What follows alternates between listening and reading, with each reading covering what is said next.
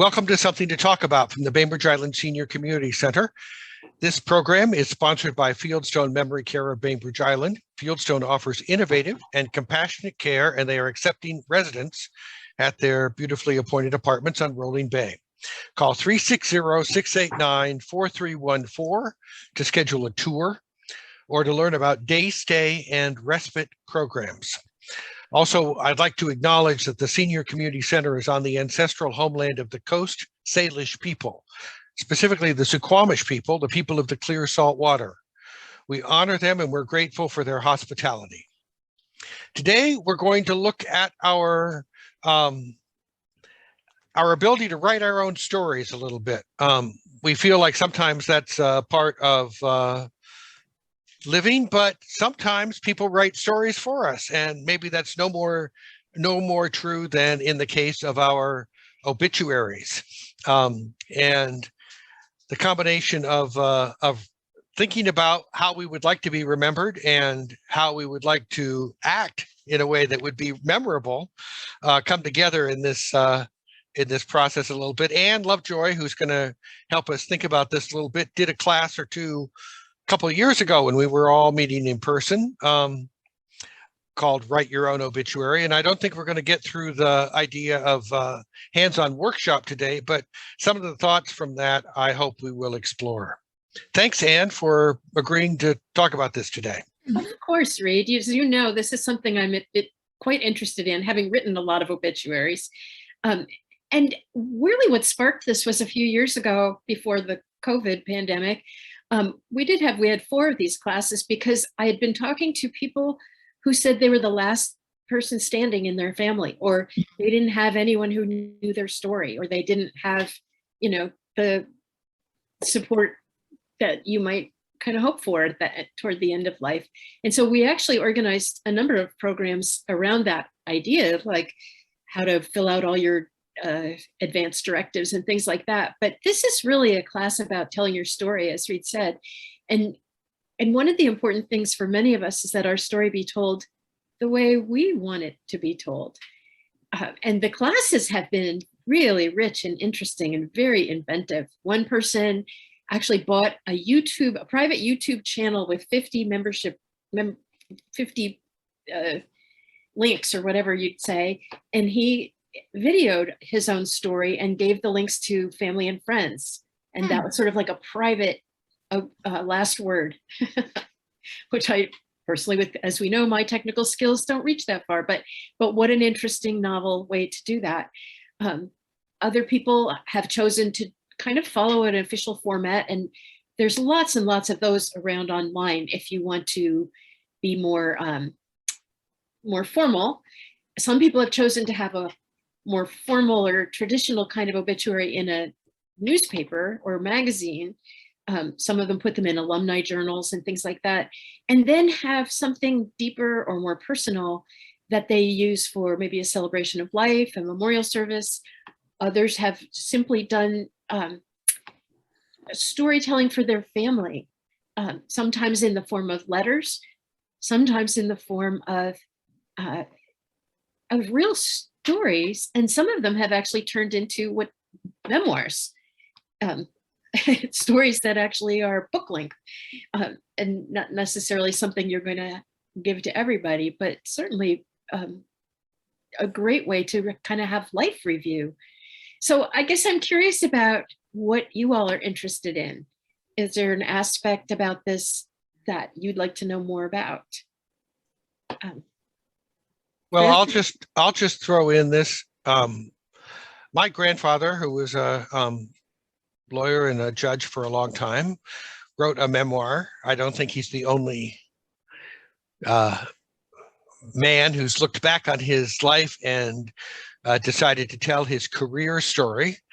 And that basically was what we all got, was a 200-page book about the cases that he had contact with. And, there were some humorous moments, etc. But basically the takeaway from that was, I am my career.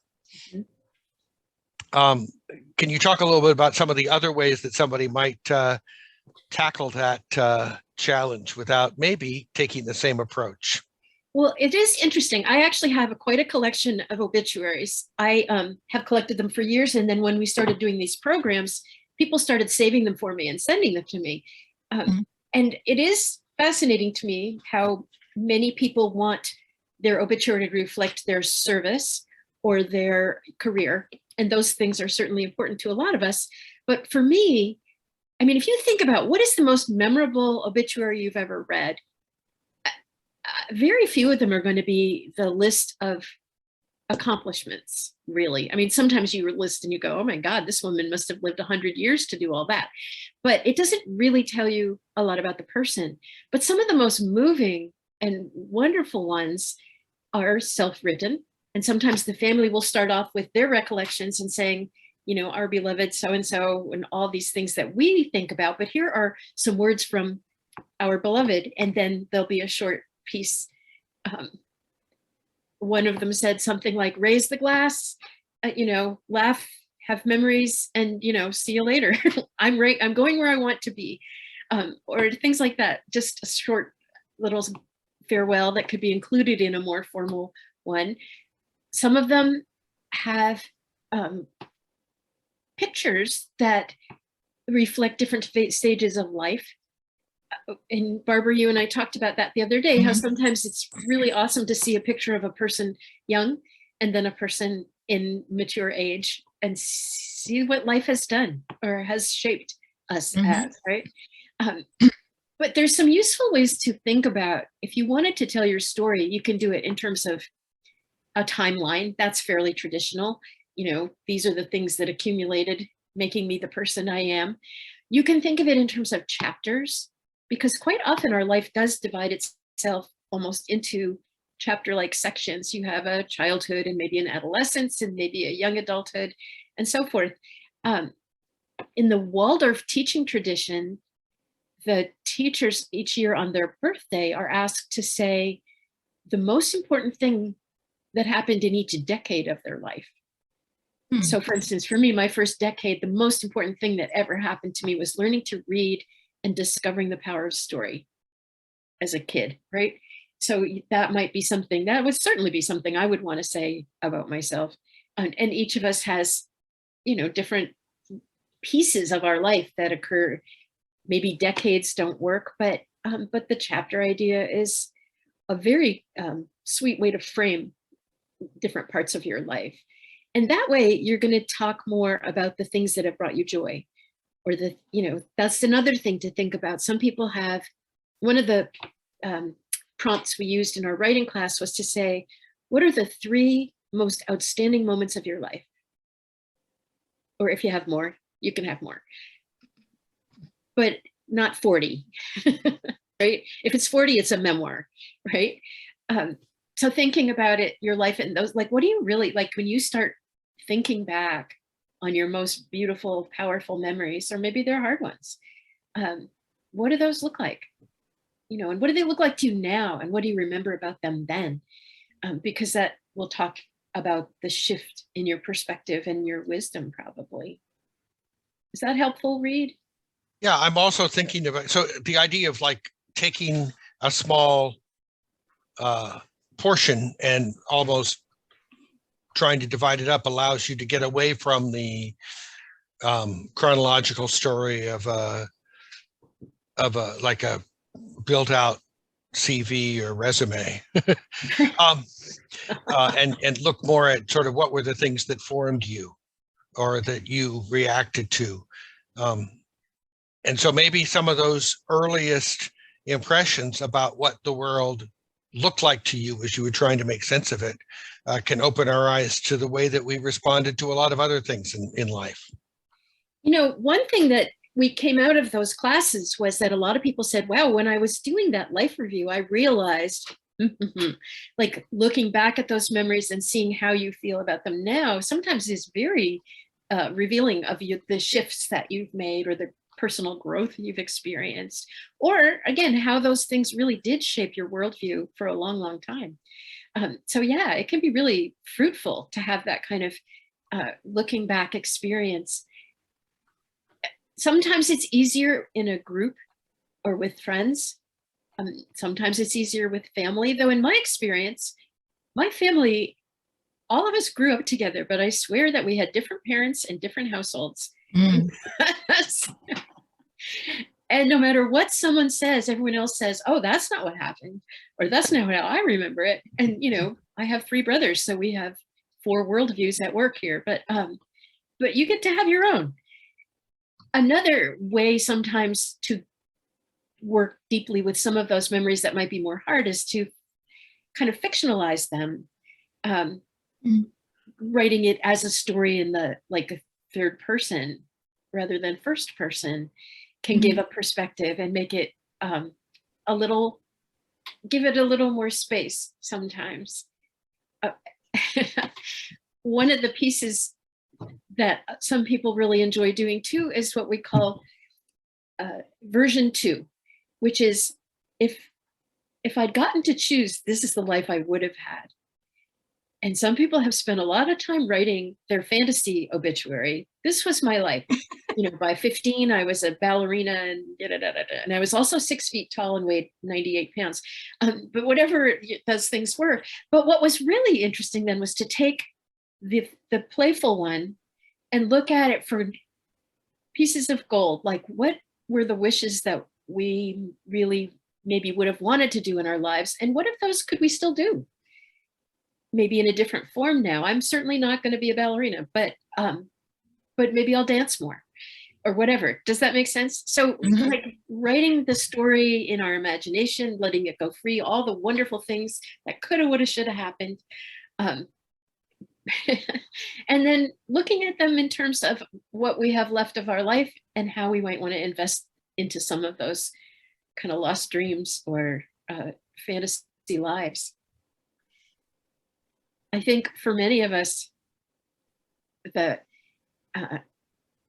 what we call anastrophic, you know, there's a catastrophic worldview and an anastrophic worldview, and having an anastrophic life view is a really interesting exercise, right? To try to stretch around the way that we view some things that did happen to us.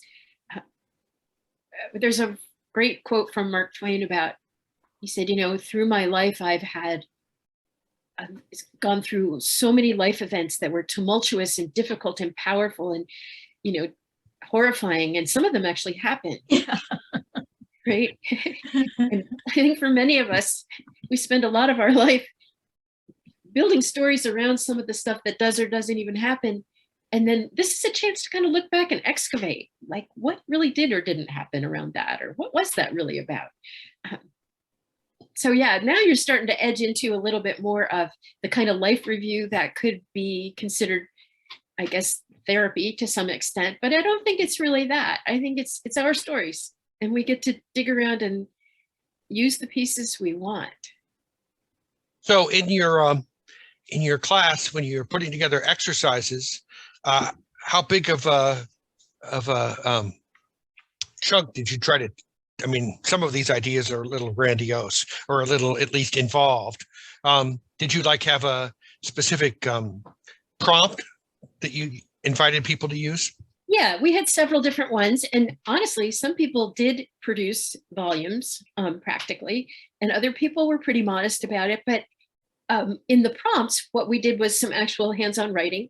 And they were things like that, you know, what are the 3 most powerful moments that you remember in your life? That was a prompt that a lot of people enjoyed working with. And that was pretty fruitful for people. And some of them said, can I have more? Of course, you can have as many powerful moments as you like.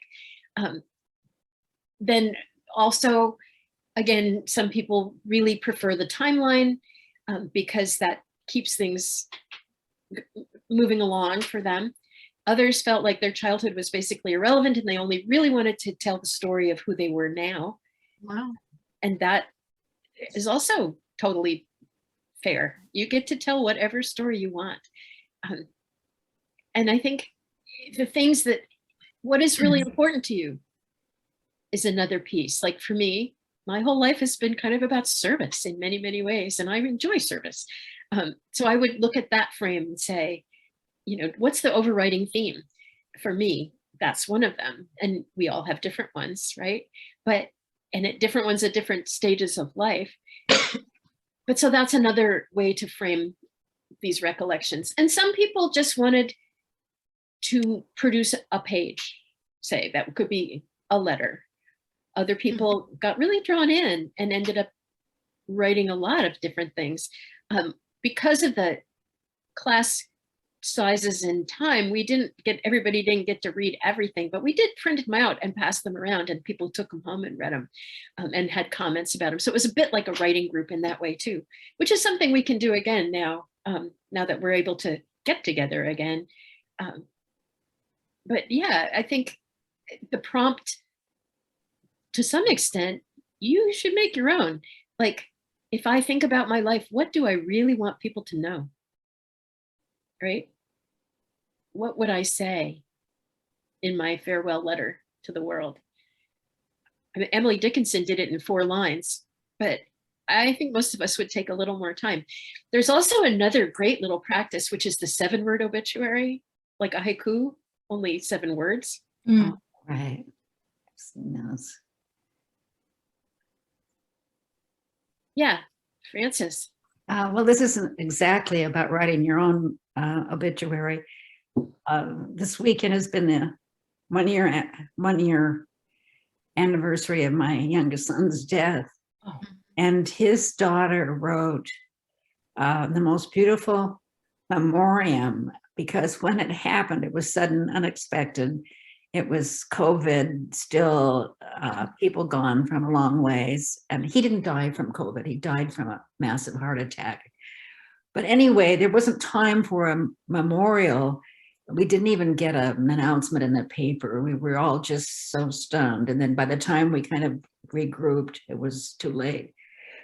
So we thought the annual anniversary would be appropriate. She wrote not about, his decades of how he did this and he did that. And he had a tough time at part of his life because of drug addiction, but he overcame that. She wrote about who he loved, how he loved, and who loved him and why. And one of my favorites is that, and she put the written memoriam in the Times, this last Sunday's Times, but they also have a link, and then there's a online, and people can post memories if they have them. So she had a lot of pictures, but the one thing she mentioned, and I love this idea of people who loved him, who he loved, why he loved, and how he loved. And then how he loved, Casey did this thing with wide arms. He'd say, the big hug, I want the big hug. And when we get together for a family photo or anything, he was always doing this. And so one of his granddaughters, who was like 4, told her mom that, why didn't people understand how to take photographs or how to be photographed? And Caitlin, my granddaughter, said, well, what do you mean, Abby? And she said, well, people say cheese. And when they say cheese, you're supposed to go like this. And just people just stand there. And it brought back so many memories and the pictures that she posted, but also his love of music. And she talked about how that influenced his life as well as his own grandchildren. So that whole idea of who you loved and how you loved, I think makes a nice frame as well. Oh, definitely does. Some of us were at a surprise birthday party this weekend, and it was sort of a love fest like that. And I thought, one of the things I was going to talk about today was how some of what came out of the Write Your Own Obituary classes was write your own celebration of life, write your own memorial service. And many people got excited about doing that. One of my dear friends years ago wrote her own memorial service, and we looked at it and thought, if we were to do all this, it would take about 11 hours. And it was very complicated. But it was sweet. And I helped her do it. We did it over and over for a long, long time. And there was so much music and so many things. But that's beautiful too, because it is saying, like, what do I love? Barbara. Well, it just occurs to me that the idea of writing your own memorial service is a real gift to your loved ones so that they don't have to try and think about all this stuff. And, you've given them a real final gift, I think. Definitely. I wish because I'd had it. For my parents as well, but especially for my son. It would have been a blessing for all of us who were left. What a wonderful thought about that. It really is a gift. Well, and one of Not the morbid. reasons Some people think of it as being morbid, and I don't think it's morbid at all. no, our culture is very weird about death. First of all, we think, why should that happen to me? Right? Instead of course, this happens to everybody. But one of the things that got me interested in this too is realizing that my kids don't really know. They know some of the music I love, but they don't know the hymns I like because they are not church people at all. And Rita and I both sing in a choir together, right? And it's like there are songs from that tradition that I would definitely want, and they would never know in a million years. So unless I wrote out something like that. But yeah, how do we reflect ourselves to different groups sometimes too? Like what would you have for your kids? What would you have for your family? Barbara? Well, I've also been thinking about maybe the idea of like a playlist or something. I don't know if it would be at a celebration of life or just this is what I like to listen to, because I think the music that you enjoyed really conveys information about what shaped you and energy in a way that just, kind of words don't. Absolutely. And for so many of us, the music we love will spark memories in all our friends too. Maybe not our family so much, because a lot of the music I love was from before they were born, my kid, right? But yeah, that's exactly right. It's as evocative as smell, really. And that's another piece to think about that. I mean, this is more the celebration thing, but a number of my friends who were big gardeners had very deliberate things set up in terms of flowers and plants and smells and baskets of rosemary for everybody to hold, or lavender, things like that are powerful memory inducers. And that's another piece too. You could even organize your memoir, but your obituary in terms of smells. Like when I smell lavender, I remember this. When I smell rosemary, we think of that. I think about the memories that people have of you don't get it so much anymore, but hand-me-down recipes on index cards, structuring a memoir around recipes. Absolutely. My family table, right? From my great-grandmother and my grandmother and so forth. Yeah, absolutely. And food is so evocative too. And that's another piece. It's like you could do it around, the family meals that stand out for you. Whether it's watermelon seed spitting contests with your siblings or the crazy holidays where more people came than you had chairs in the house, or whatever it was. Those things are great. And that is part of the celebration idea too, because again, those kinds of memories will tell a lot about who you are. The memories we hold are going to tell a lot about who we make ourselves. I remember telling my kids a long time ago that they create themselves like a quilt with pieces from all their experience and pieces from the people who are powerful. Nice image. You should assemble with care, right? But yeah. So Janet, I wanted to know if Janet had any thoughts about any of this stuff. Oh, I'm just taking it all in, and I really like the listing of family recipes, because that goes so far back into Lithuania that all those recipes came from where the people were fighting pogroms, but yet they were able to cook all these Jewish dishes. The fact that I bring brownies to every place I go, and the fact that they call me the lavender lady because I give out sachets to people. So this is just really valuable. I'm enjoying this so much. That, I've actually participated in some memorial services where the person had requested things like everybody gets a little lavender sachet, or everybody, special foods. My mom wanted everybody to have bagels with different schmears on them. And so we had like this huge bagel fest, right? And that too is, the the memory that can be incorporated in, like, why these are my favorite foods and what I associate to them is another piece we could kind of roll into all this storytelling. This is so valuable. Thank you for doing this. I think it's really refreshing. And, you know, Mhm. when Frances was saying some people think it's morbid, I think one of the pieces that came up quite a bit in those programs that was important was that people said, well, how do I talk to my kids about my plans? Because they freak out.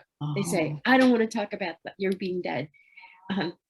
And so that's another piece to think about, is like a way to weave the ideas into family conversation so that it isn't just a forbidden topic or something too sad to contemplate, but a normal part of life. I think for our grandkids too, that's such a gift, that it's not something horrible to be terrified about. It's just something that we can normalize by talking about it. Like so many things that, I mean, when I grew up in New England, and there were so many things you did not talk about: politics, money, sex, you know, social. Yes. Yeah, Nudity. right? So many things. And which limited the conversation quite a bit. So I realized, like, most of my parents' relationships were pretty shallow, or they were very intellectual, but they Mhm. weren't about heart and they weren't about feelings, because those were not topics that were brought up very much.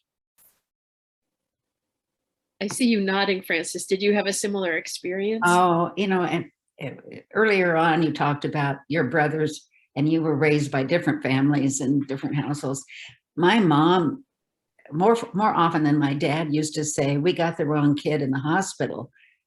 And they didn't say it in a cruel way. It was kind of a joke, but I liked so many things that they didn't. I wanted to experience life in so many ways that they didn't.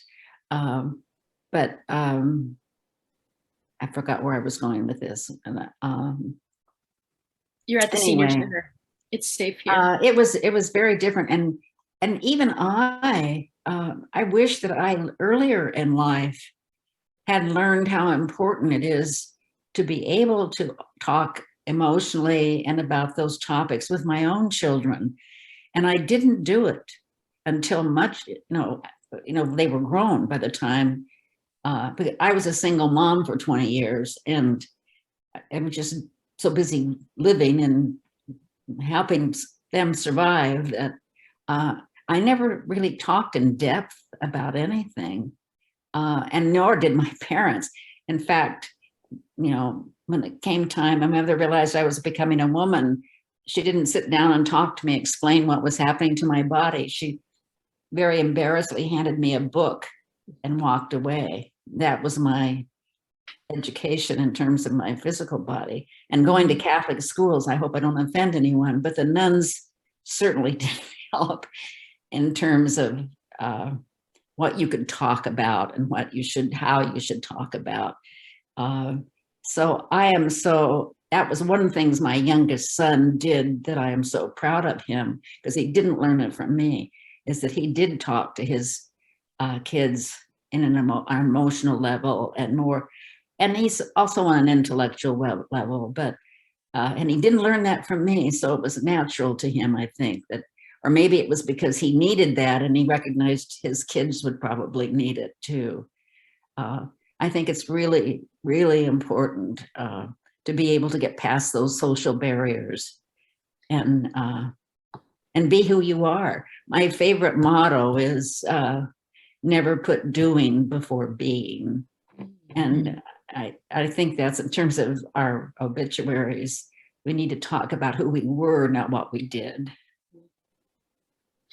Yeah, and you know, to some extent, there's generational shifts of what's acceptable to talk about. Like, I have to say that my kids, who are now in their late 30s, early 40s, talk about pretty much anything openly. And my grandkids definitely do that too, because that's how they're raised. But for my generation, I mean, I'm 70, there were so many forbidden topics. But I remember trying to talk to my kid, like I made a will because I was a single mom too. And so I made them sit with me and decide what we wanted to give some money to, and I was like, well, you might not be left, right? What if we're all killed in a car accident or something. Let's go cheerful. And so they decided that it would be the library. That's where they leave everything, because the library that's where we get all our knowledge, right? They love the library like I did. So that was kind of the way we looked at planning ahead, but we didn't really spend a huge amount of time talking about next steps like that, Reed? In February, I think, of 2020, right before we were pandemic, we had a activity here called A Fresh Look at Death. And one of the speakers there, who was in the funeral arrangement business in a sort of non-traditional way, talked about how she had a tradition of kind of meeting with her kids and talking about what they would like to see at their memorial service, which, again, to what you were saying, Francis, in the sort of general cultural milieu sounds morbid, but she said it was a way to open up about things that were important to them, to get a sense of what they thought would be a great celebration of their lives, and kind of demystify the idea that this is something that's going to be celebrated on our behalf for all of us at some point. And you start off with things like jelly beans for everybody, maybe, or maybe donations to the library. And it demystifies the idea that death is something that's not talked about. I remember that. And I remember her saying that she was astonished by the playlist that her kids came up with, because she said, I would not have known any of these songs, which, a generational gap like that. But yeah, so that did spark some conversation in my family too. And so did some of the, like, at that same program, there were topics like,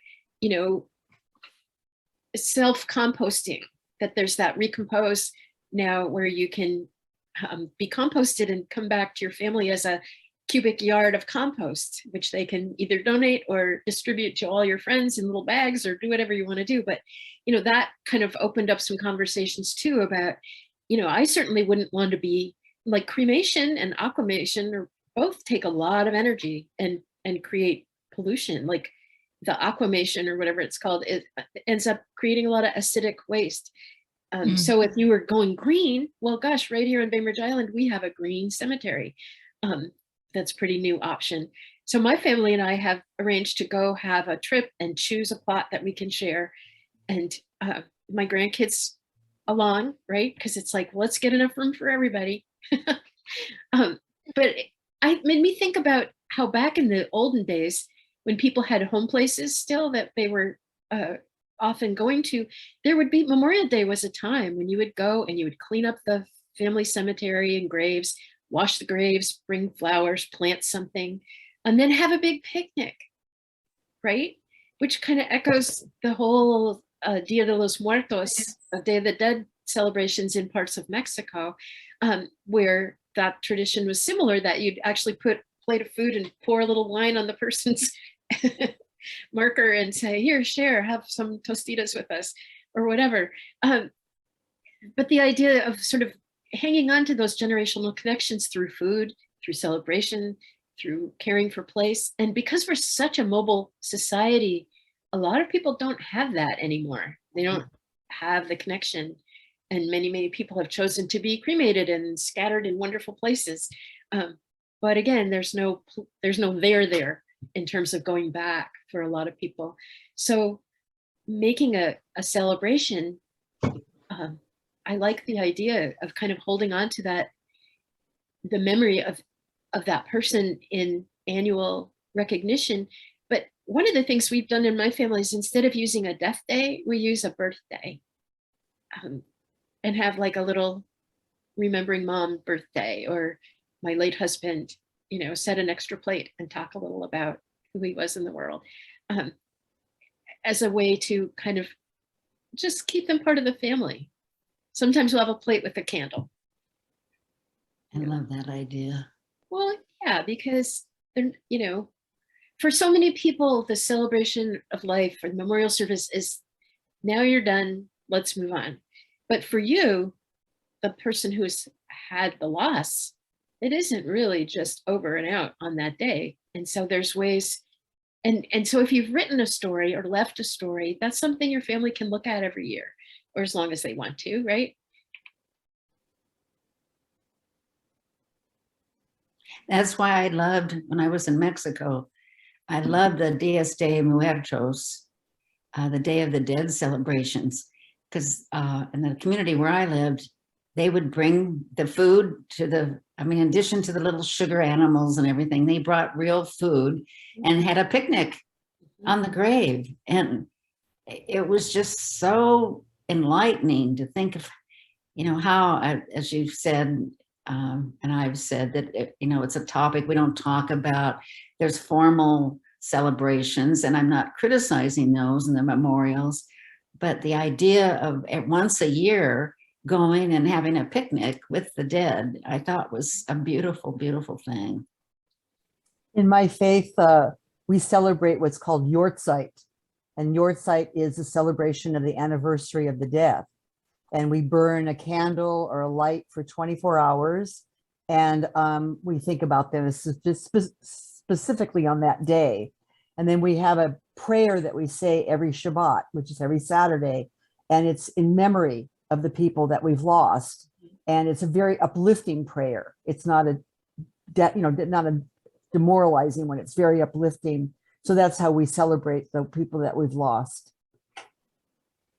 Yeah, I always love that that phrase that I know is from the Jewish tradition.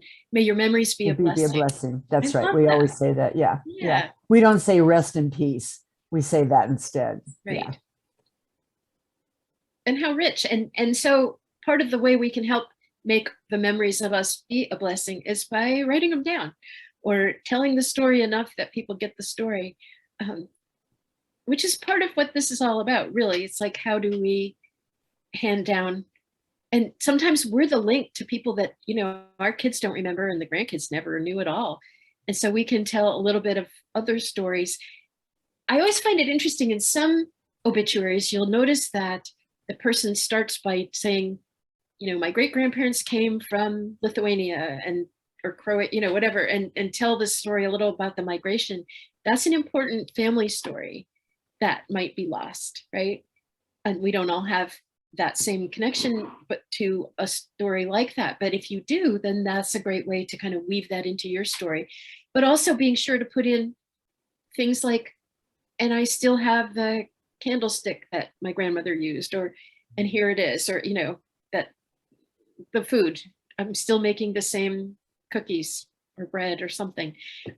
So bringing the story to life so it isn't just a list, because to make the names come alive, you have to tell a tiny bit at least of their stories too, right? But I think a lot of people feel like our whole culture is sort of rootless because we are so mobile and because so many of our classic sort of institutions and traditional connections are not very strong. Making some stronger family stories is a good way to be helpful to your kids and grandkids.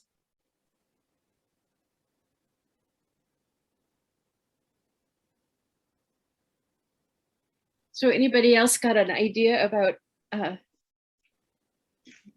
what is helpful to you?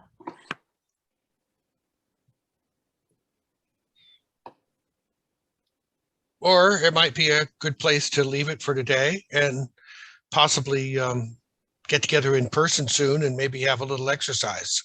That would be wonderful. I was wanting to start these over again because they Okay. really, you know, they're thoughtful. And it was nice to have, we had always a two-part, one to sort of spark the flame and the next one to come back and talk about some of the things that have, you know, come up and that we want to talk about. So I'd love to do that.